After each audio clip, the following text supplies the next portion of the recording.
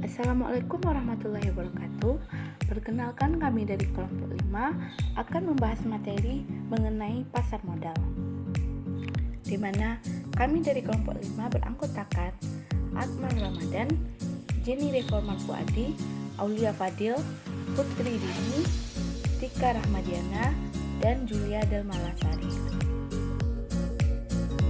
Di dalam materi pasar modal ini terdapat 8 cakupan materi yang akan kami jelaskan.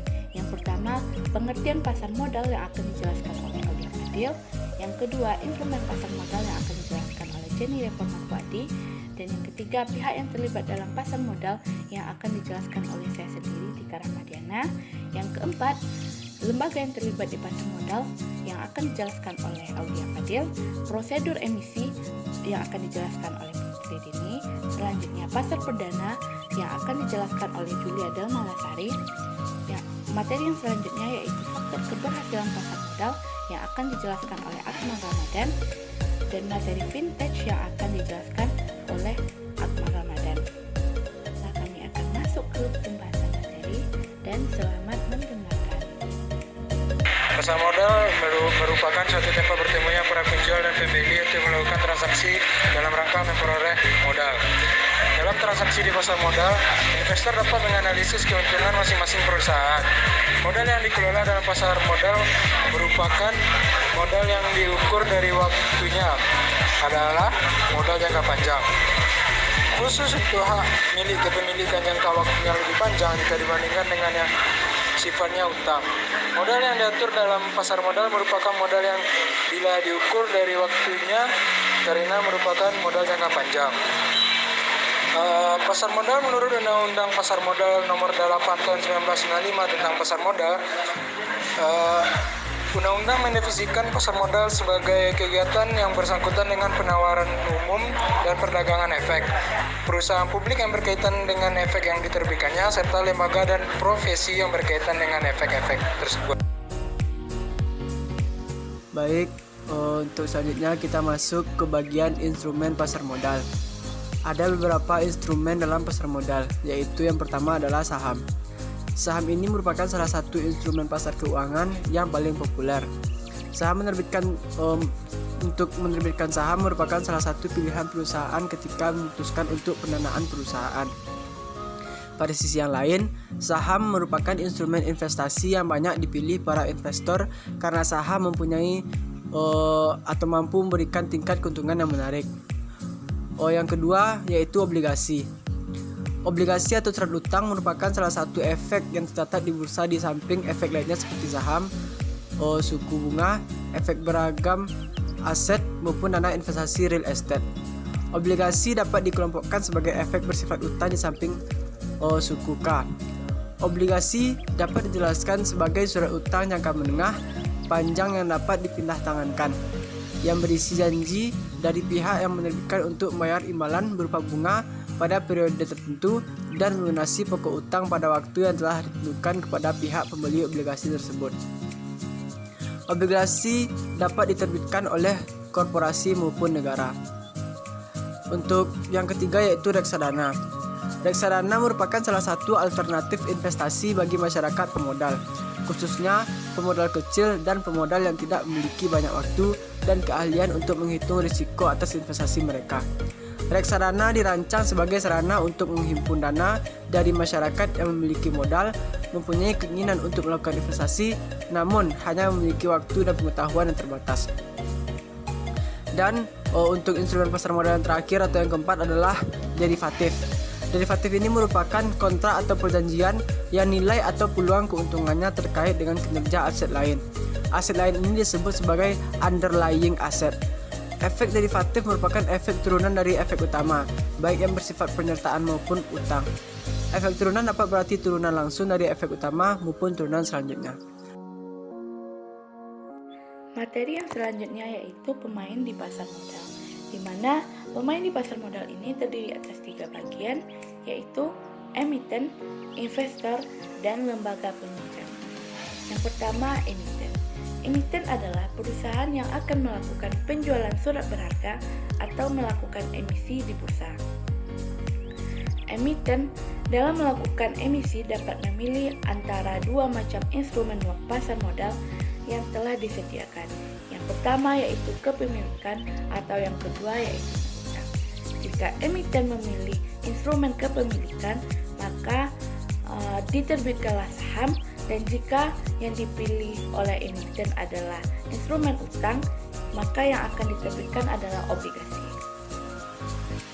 Tujuan emiten melakukan emisi antara lain yang pertama untuk perluasan usaha, yang kedua untuk memperbaiki struktur modal, yang ketiga adalah untuk mengadakan pengalihan pemegang saham. Pemain yang kedua yaitunya investor, di mana investor adalah pemodal yang akan membeli atau menanamkan modalnya di perusahaan yang melakukan emisi. Tujuan utama para investor dalam pasar modal antara lain sebagai berikut. Yang pertama, memperoleh dividen, di mana dividen adalah keuntungan yang diperoleh berupa bunga yang dibayarkan oleh emiten dalam bentuk dividen. Yang kedua, kepemilikan perusahaan. Semakin banyak saham yang dimiliki, maka semakin besar penguasaan perusahaan. Yang ketiga, berdagang. Saham yang dimiliki diharapkan dapat dijual kembali saat harga tinggi. Dan pemain di pasar modal yang terakhir adalah lembaga penunjang. Di samping pemain utama di pasar modal yaitu emiten dan investor, pemain lainnya yang memperlancar proses transaksi perdagangan efek adalah adanya lembaga penunjang. Fungsi lembaga penunjang ini antara lain turut serta mendukung beroperasinya pasar modal, sehingga mempermudah baik emiten maupun investor dalam melakukan berbagai kegiatan yang berkaitan dengan pasar modal. Jenis lembaga penunjang ada 8, yaitunya penjamin emisi, perantara perdagangan efek, penanggung, wali amanat, perusahaan surat berharga, perusahaan pengelola dana, dan kantor administrasi efek. Yang pertama yaitunya penjamin emisi, di mana penjamin emisi merupakan lembaga yang menjamin hak terjualnya atau tidak terjualnya saham pada batasan waktu tertentu dan dapat memperoleh dana yang diinginkan oleh emiten. Penjamin emisi ini dapat dibagi ke dalam beberapa jenis. Yang pertama yaitunya full commitment, di mana penjamin emisi mengambil seluruh risiko jika saham tidak habis terjual atau obligasi tidak terjual pada batasan waktu yang telah ditentukan sesuai dengan harga penawaran di pasar atau disebut juga dengan kesanggupan penuh. Yang kedua yaitunya best effort commitment, di mana emisi akan berusaha sebaik mungkin untuk menjual saham atau obligasinya, dan jika tidak laku, maka dikembalikan kepada emiten. Jadi dalam hal ini tidak ada kewajiban untuk membeli saham yang tidak laku atau disebut juga dengan kesanggupan terbaik. Yang ketiga yaitu standby commitment. Apabila saham atau obligasi yang dijual tidak laku, maka penerbit bersedia membeli dengan ketentuan harga beli di bawah harga penawaran di pasar atau disebut juga dengan kesanggupan siaga. Yang terakhir yaitu all or none commitment. Kesanggupan semua atau tidak sama sekali. Artinya, jika hasil penjualan saham tidak memenuhi target, maka emiten dapat menolak atau membatalkan dengan cara mengembalikan saham yang sudah dibeli. Yang kedua yaitu perantara perdagangan efek atau disebut juga dengan broker atau pialang. Perantara antara si penjual atau disebut juga dengan emiten dengan si pembeli atau investor. Kegiatan yang dilakukan oleh broker antara lain meliputi memberikan informasi tentang emiten dan melakukan penjualan efek kepada investor. Jenis lembaga penunjang yang ketiga adalah perdagangan efek atau dealer. Dealer atau perdagangan efek dalam pasar modal berfungsi sebagai pedagang dalam jual beli efek dan sebagai perantara dalam jual beli efek. Adapun lembaga yang bergerak dalam perdagangan efek di pasar modal antara lain, yang pertama perantara perdagangan efek, yang kedua perbankan, yang ketiga lembaga keuangan dan bank, yang keempat badan hukum berbentuk perseroan terbatas atau PT. Lembaga penunjang yang keempat yaitu penanggung atau penjamin, merupakan lembaga penengah antara pemberi kepercayaan dengan penerima kepercayaan. Biasanya dalam pengunduran sangat diperlukan jasa penanggung. Penanggung dalam hal ini harus dapat memberi keyakinan dan kepercayaan yang mungkin timbul dari emiten. Yang kelima yaitu wali amanat atau trustee. Dalam emisi obligasi, jasa wali amanat sangat diperlukan, terutama sebagai wali dari si pemberi amanat. Dalam hal ini, pemberi amanat adalah investor, jadi wali amanat mewakili pihak investor dalam hal obligasi. Kegiatan wali amanat biasanya meliputi penilaian kekayaan analisis, menganalisis kemampuan perkembangan emiten, memberi nasihat kepada investor dalam hal yang berkaitan dengan emiten, memonitor pembayaran bunga dan pokok obligasi, bertindak sebagai agen pembayaran. Lembaga penunjang yang selanjutnya yaitu perusahaan surat berharga atau securities company, merupakan perusahaan yang menjamin diri dalam perdagangan surat berharga yang tercatat di Bursa Efek. Kegiatan perusahaan surat berharga biasanya termasuk antara lain sebagai pedagang efek, penjamin emisi, perantara perdagangan efek, dan pengelola dana. Yang selanjutnya yaitu perusahaan pengelola dana atau investment company, yaitu perusahaan yang kegiatannya dikelola oleh surat-surat berharga yang akan menguntungkan sesuai dengan keinginan investor. Perusahaan ini memiliki 2 unit dalam pengelola dananya, yaitu sebagai pengelola dana dan sebagai penyimpan dana. Lembaga penunjang selanjutnya yaitu kantor administrasi efek, merupakan kantor yang membantu para emiten maupun investor dalam rangka memperlancar administrasinya. Kegiatannya yaitu membantu emiten dalam rangka emisi, melaksanakan kegiatan menyimpan dan pengalihan hak atau saham para investor, membantu menyusun daftar pemegang saham, mempersiapkan koresponden emiten kepada para pemegang saham, dan membuat laporan-laporan yang diperlukan. Selanjutnya materi tambahan dari saya yaitu lembaga yang terlibat di pasar modal. Ada 2 lembaga yang terlibat di pasar modal, yaitu pertama lembaga pemerintahan, kedua lembaga swasta. Pertama saya akan jelaskan tentang lembaga yang berkaitan lembaga pemerintahan. Lembaga pemerintahan merupakan lembaga atau badan pemerintah yang di situ ditugaskan dan diperbantukan untuk mendukung dan memperlancar proses perdagangan efek di pasar modal. Mulai dari rencana emisi sampai kepada penjualan efeknya tersebut. Lembaga-lembaga yang terkait dengan kegiatan di pasar modal tersebut ada 4. Yang pertama itu BAPEPAM, yaitu Badan Pelaksanaan Pasar Modal. BAPEPAM merupakan lembaga pengatur pasar modal yang melaksanakan dan melangsungkan pasar modal di Indonesia. Tugas BAPEPAM sebagai pengatur pasar modal antara lain yang pertama membina pasar modal, mengatur pasar modal, ketiga mengawasi kegiatan yang terlibat di pasar modal. Lembaga pemerintahan kedua yaitu Badan Koordinasi Penanaman Modal atau BKPM. Setiap perusahaan yang akan menanamkan modalnya di Indonesia, baik penanaman modal dalam negeri PMDN maupun penanaman modal asing PMA, haruslah mendapatkan izin dari BKPM terlebih dahulu. Izin akan diberikan BKPM setelah memenuhi berbagai syarat yang ditetapkan bagi perusahaan yang melakukan go public. Izin penanaman modal harus dikeluarkan oleh BKPM yang memuat antara lain pertama komposisi dan jumlah dana investasi, kedua besarnya modal dan besarnya modal dasar perusahaan, ketiga batas waktu penyetoran modal, 4 komposisi pemegang saham. Lembaga pemerintahan yang ketiga yaitu Departemen Teknis Pemberian Izin Usaha, tergantung dari bidang usahanya masing-masing. Setiap bidang izinnya akan dikeluarkan oleh departemen yang membawahinya. Izin yang dikeluarkan oleh departemen untuk bidang usahanya adalah sebagai berikut.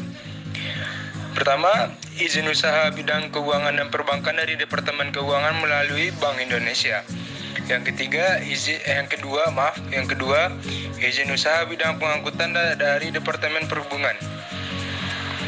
Ketiga, izin usaha bidang perdagangan dari Departemen Perindustrian dan Perdagangan. Keempat, izin usaha bidang perkebunan dan peternakan dari Departemen Pertanian. Yang kelima, izin usaha bidang industri dari Departemen Perindustrian dan Perdagangan. Yang keenam, izin usaha bidang pariwisata dan Departemen Pos, Perdagangan dan Telekomunikasi. Lembaga keempat pemerintahan itu Departemen Kehakiman. Bagi perusahaan yang terbentuk perseroan terbatas, sebelum didirikan maka anggaran dasar perusahaan terlebih dahulu disahkan oleh Departemen Kehakiman. Adapun tugas Kehakiman adalah yang lebih ringkasnya itu mengesahkan anggaran dasar suatu perusahaan.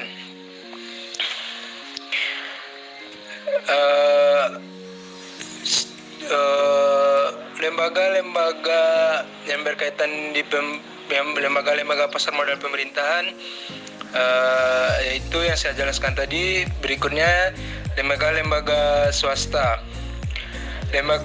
Di samping lembaga-lembaga pemerintahan, terdapat beberapa lembaga swasta yang memegang peranan penting dalam membantu kegiatan di pasar modal. Lembaga-lembaga swasta yang mempunyai keterkaitan erat dengan pasar modal antara lain yaitu notaris, peranan konsultan hukum, penilaian atau appraiser, keempat konsultan efek. Baiklah, selanjutnya itu tentang prosedur emisi. Bagi setiap perusahaan yang akan melakukan emisi, baik saham maupun obligasi, harus memenuhi persyaratan dan prosedur yang telah berlaku dan yang telah ditetapkan di pasar modal. Prosedur dan persyaratan yang dimaksud yaitu mulai dari persyaratan emisi sampai ke tangan investor, lalu dilanjutkan dengan penjualan atau pembelian saham serta obligasi di pasar perdana sampai di pasar sekunder. Prosedur dan persyaratan harus dilakukan sesuai dengan tahapan-tahapan yang telah disahkan. Adapun prosedur dan tahapannya atau tahapan emisi yaitu pertama, tahapan emisinya yaitu terdiri dari tahapan persiapan. Dari tahapan persiapan ini terdapat rapat umum pemegang saham atau RUPS. Di dalam RUPS yang dihadiri oleh para pemegang saham akan dibicarakan antara lain: yang pertama, tujuan mencari modal di pasar modal; yang kedua, jenis modal yang diinginkan; yang ketiga, jumlah modal yang dibutuhkan; yang keempat, hal-hal lain yang berkaitan dengan emisi. Tahapan yang kedua yaitu penyampaian data emisi. Setelah hasil rapat dituangkan dalam surat, kemudian diajukan ke Bapepam sebagai wujud hendak menunjukkan efek di pasar modal. Penyampaian letter of intent meliputi yaitu yang pertama, pernyataan untuk emisi; yang kedua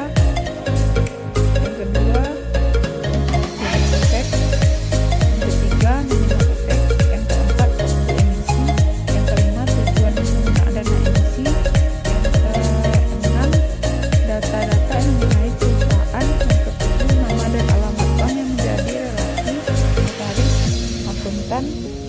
akuntan dan penasihat hukum. Selanjutnya, tahapan selanjutnya yaitu penyampaian pernyataan pendaftaran. Langkah selanjutnya yaitu penyampaian pernyataan pendaftaran antara lain yang pertama, data tentang manajemen dan komisaris; yang kedua, data tentang struktur modal; yang ketiga, kegiatan usaha emiten; yang keempat, rencana emisi; dan kelima, penjamin pelaksana emisi. Tahapan selanjutnya yaitu evaluasi oleh Bapepam. Setelah persyaratan terpenuhi, maka Bapepam melakukan evaluasi terhadap dokumen tersebut. Evaluasi dokumen mengenai kelengkapan dokumen. Kelengkapan dokumen yang harus ada dan dikatakan lengkap meliputi beberapa persyaratan. Salah satunya yaitu pernyataan pendaftaran, anggaran dasar perusahaan, laporan keuangan, dan hal-hal lainnya. Tahapan selanjutnya yaitu dengar pendapat terbuka. Setelah persyaratan dilengkapi, maka langkah selanjutnya yaitu mengadakan debat terbuka. Debat terbuka diikuti oleh Bapepam sendiri, perusahaan yang bersangkutan, serta lembaga-lembaga terkait lainnya. Tujuan dari debat terbuka ini yaitu untuk mendapatkan informasi langsung dari pihak yang hendak melakukan emisi. Setelah tahapan yang kedua itu persyaratan emisi. Persyaratan emisi ini merupakan izin registrasi dan listening diberikan oleh Bapepam setelah memenuhi persyaratan yang telah ditetapkan sebelumnya. Setelah itu emiten harus listening di bursa paling lambat 90 hari setelah izin registrasi dikeluarkan. Materi selanjutnya yaitu pasar perdana atau primary market. Pasar perdana atau primary market merupakan penawaran efek setelah pemberian izin emisi sampai dengan pencatatan di bursa. Tahap-tahap penawaran efek di pasar perdana. Yang pertama, pengumuman dan pendistribusian prospektus. Pengumuman dan pendistribusian prospektus kepada calon peminat dimaksudkan agar calon pembeli mengetahui kehendak emiten dan mempelajari tawaran dari pihak emiten dan prospektus. Informasi yang ada dalam prospektus minimum diantaranya: yang pertama, tujuan penawaran umum, susunan direksi dan komisaris, masa penawaran, tanggal penjatahan, tanggal pengambilan dana, tanggal pencatatan di bursa, harga saham atau obligasi, penjamin emisi, laporan keuangan ringkas, bidang usaha emiten, nomor dan tanggal emisi, struktur permodalan emiten. Dan tahap yang kedua yaitu masa penawaran. Jangka waktunya minimum 3 hari kerja dan jangka waktu antara pemberian izin emisi dengan saat pencatatan di bursa maksimum 90 hari. Investor ingin memesan efek dilakukan pada masa penawaran dan mengisi formulir. Formulir memuat informasi yang jelas tentang harga saham atau obligasi, jumlah saham atau obligasi yang dipesan, identitas pemesanan, tanggal penjatahan dan pengambilan dana, jumlah uang yang dibayarkan, agen penjual yang dihubungi, dan tata cara pemesanan. Tahap yang ketiga yaitu masa penjatahan. Penjatahan dilakukan apabila jumlah yang dipesan investor melebihi jumlah yang disediakan emiten. Masa penjatahan dihitung 12 hari kerja setelah berakhir masa penawaran. Dan tahap yang keempat yaitu masa pengembalian. Apabila jumlah yang dipesan investor tidak dapat dipenuhi, maka emiten harus mengembalikan dana yang tidak dapat dipenuhinya. Batas waktu maksimal 4 hari terhitung berakhirnya masa penjatahan.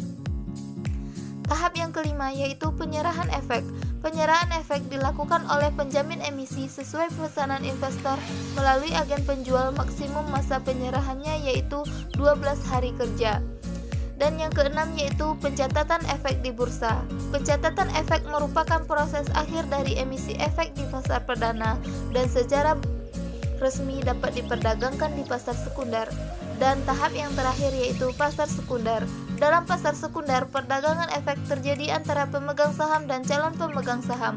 Uang yang diputar di pasar sekunder tidak lagi masuk ke perusahaan yang menerbitkan efek, akan tetapi berpindah tangan dari pemegang saham ke pemegang saham lainnya. Dari selanjutnya mengenai faktor-faktor yang mempengaruhi keberhasilan pasar modal. Ada beberapa faktor yang mempengaruhi keberhasilan pasar modal. Yang pertama yaitu suplai sekuritas. Faktor ini menunjukkan banyaknya perusahaan yang bersedia menerbitkan sekuritas di pasar modal. Jika terdapat jumlah perusahaan yang cukup banyak di suatu negara dan memerlukan dana yang dapat diinvestasikan dengan menguntungkan, maka semakin berhasil negara tersebut membentuk pasar modal. Yang kedua yaitu demand sekuritas. Faktor ini adalah terdapatnya anggota masyarakat yang memiliki jumlah dana cukup besar dan dipergunakan untuk membeli sekuritas-sekuritas yang ditawarkan. Sehubungan dengan faktor ini, maka income per kapita dari suatu negara dan distribusi pendapatan mempengaruhi besar kecilnya demand akan sekuritas. Faktor selanjutnya yaitu kondisi politik dan ekonomi. Faktor ini yang akhirnya akan mempengaruhi supply dan demand sekuritas. Kondisi stabilitas politik ini ikut membantu pertumbuhan ekonomi yang pada akhirnya mempengaruhi supply dan demand sekuritas. Faktor yang selanjutnya yaitu keberadaan lembaga yang mengatur dan mengawasi kegiatan pasar modal. Pada dasarnya, kegiatan pasar modal ini dilakukan oleh pemilik dana dan pihak yang memerlukan dana secara langsung, yang artinya peran informasi yang dapat diandalkan kebenarannya dan cepat tersedianya menjadi sangat penting. Contohnya adalah Bapepam di Indonesia sebagai lembaga yang mengatur dan mengawasi pasar modal. Dan faktor yang mempengaruhi keberhasilan pasar modal selanjutnya yaitu masalah hukum dan peraturan. Kebenaran informasi sangatlah penting di samping dengan kecepatan dan kelengkapan informasi, yang mana pembeli sekuritas pada dasarnya mengandalkan diri pada informasi yang disediakan oleh perusahaan-perusahaan yang menerbitkan sekuritas. Peraturan yang melindungi pemodal dari informasi yang tidak benar dan menyesatkan menjadi mutlak diperlukan.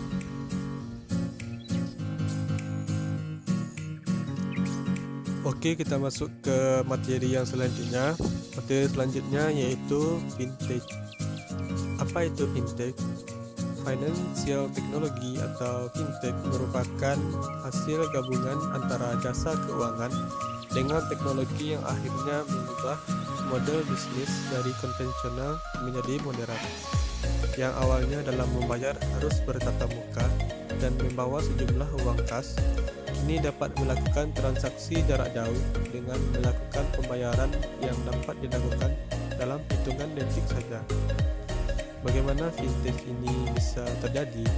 Fintech muncul seiring perubahan gaya hidup masyarakat yang saat ini didominasi oleh pengguna teknologi, informasi, tuntutan hidup yang serba cepat.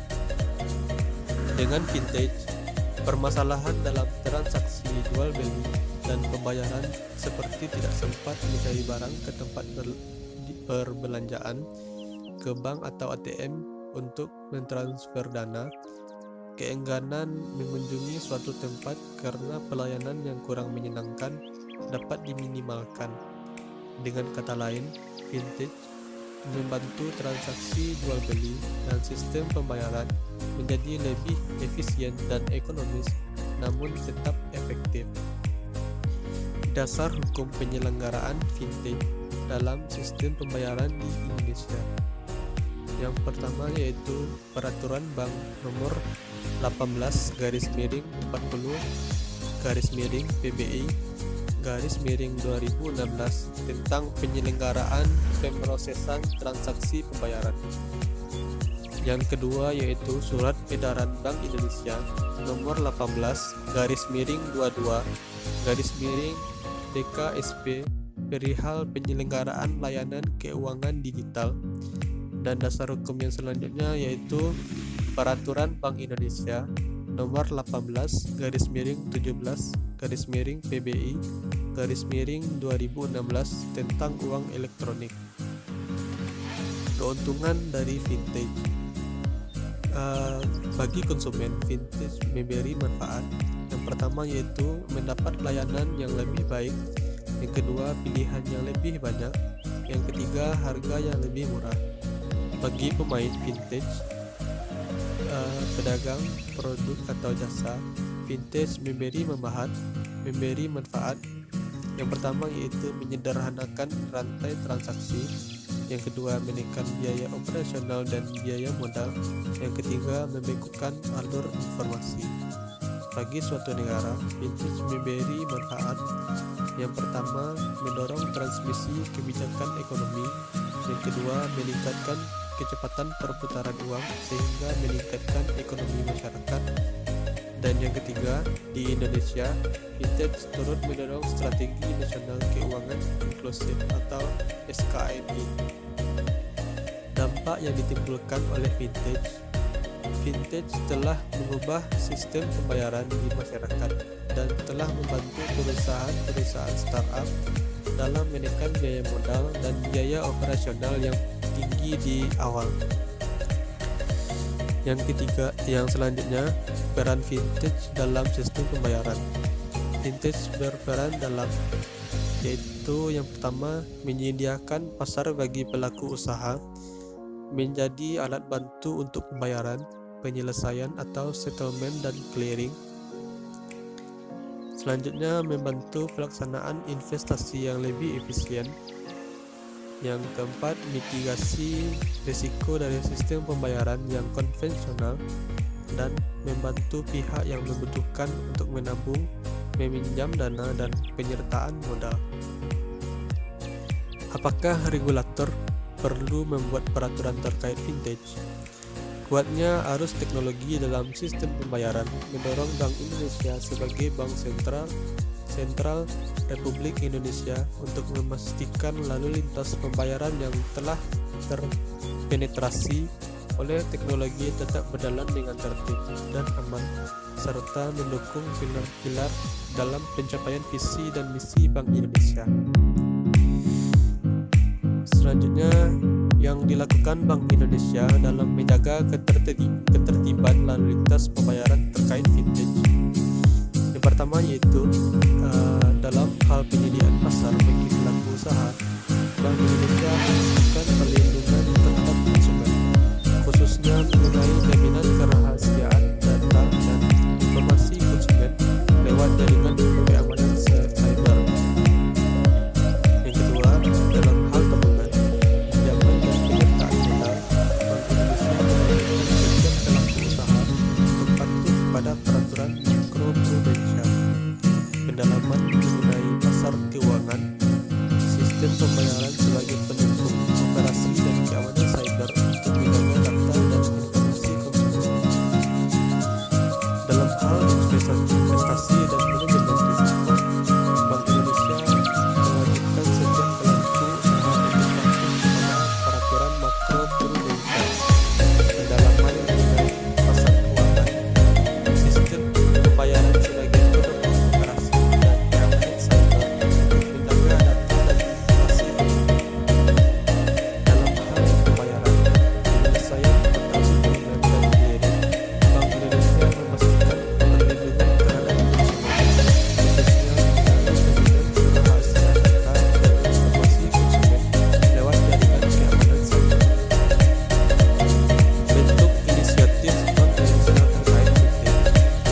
Bank Indonesia menjaga keamanan untuk lalu lintas pembayaran dengan menjadi yang pertama, fasilitator. Bank Indonesia menjadi fasilitator dalam hal penyediaan lahan untuk lalu lintas pembayaran, analisis bisnis yang intelijen melalui kerjasama dengan otoritas dan agen-agen internasional. Bank Indonesia menjadi analisis bagi para pelaku usaha terkait vintage untuk memberikan pandangan dan arahan tentang bagaimana menciptakan sistem pembayaran yang aman dan tertib. Yang ketiga yaitu asesmen. Bank Indonesia melakukan monitoring dan penilaian atau asesmen terhadap setiap kegiatan usaha yang melibatkan vintage dan sistem pembayarannya menggunakan teknologi. Selanjutnya yaitu koordinasi dan komunikasi. Bank Indonesia menjaga hubungan dengan otoritas terkait untuk tetap mendukung keberadaan vintage sistem pembayaran di Indonesia. Bank Indonesia juga berkomitmen untuk mendukung para pelaku usaha di Indonesia dengan memberikan pengarahan secara berkala. Itulah presentasi dari kelompok 5 tentang pasar modal. Terima kasih sudah menonton dan Assalamualaikum warahmatullahi wabarakatuh.